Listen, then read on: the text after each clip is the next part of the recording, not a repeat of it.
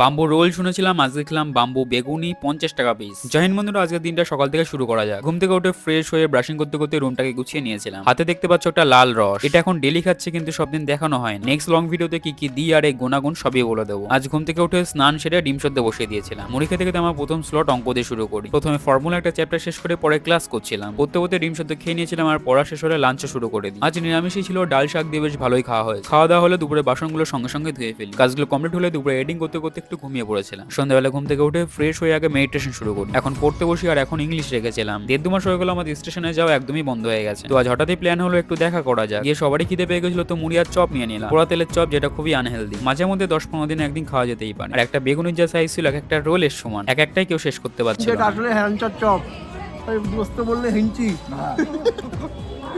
বেগুনি মুড়ি আর চা খাওয়া হলে আমরা রওনা দিলাম মলের দিকে। অসীমের একটা হুডি কিনতে হতো। 1.5 ঘন্টা ধরে এই মল সেই মল খুঁজে খুঁজে অবশেষে একটা পছন্দ হলো। তাও আবার আমার সাজেশনে, যেটা আমি সবার প্রথমে বলেছিলাম, আর সেটাই চুজ করলো শেষে গিয়ে। কিনতে গেছিলাম ওর জন্যই, কিন্তু এই শার্টটা আমার যুবরাজে পছন্দ হয়ে গেল। তো দুজনেই নিয়ে নিলাম আর এরপর রুমে চলে আসলাম। রুটি আর ডাল দিয়ে ডিনার কমপ্লিট করি। রাতে বিছানায় বসে কিছুক্ষণ পড়ছিলাম হলো রেলের PYQ। এই পর্যন্ত ছিল আজকে ব্লগ। সবাইকে মেরি ক্রিসমাস।